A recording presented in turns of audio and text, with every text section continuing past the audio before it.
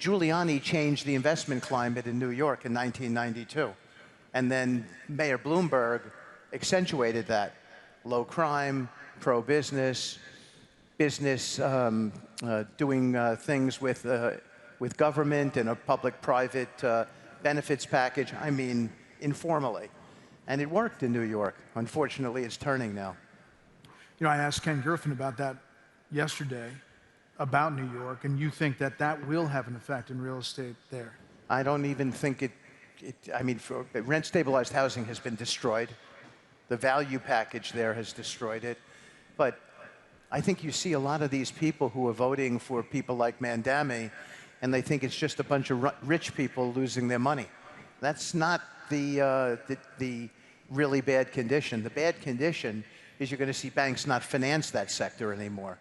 And when liquidity moves out of the system, that hurts everybody. People don't fix their properties up. That ultimately hurts the working class people who live there. And I grew up on working class housing. That's where I started my business, so I know it very well. So speaking of that, real estate obviously has changed dramatically in the past decade, from financing, development cycles, cultural shifts, how people live and work around the country. What's been the biggest transformation that you've seen? In the business? Yeah, real estate. Well, it's become institutionalized.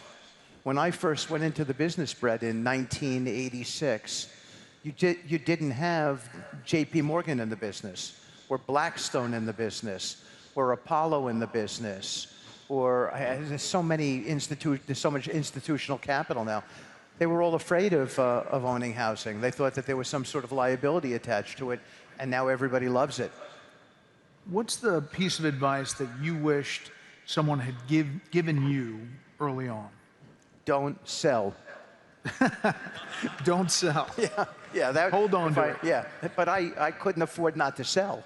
I mean, I had to sell because I started with a $20,000 check from my dad, and that was probably half his liquid net worth.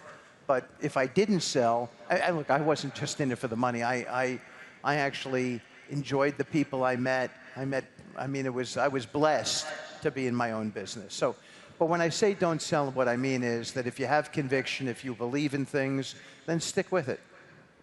But also, if you have the financial ability to hold on to the property over time, that has paid off, is what you're saying. Correct.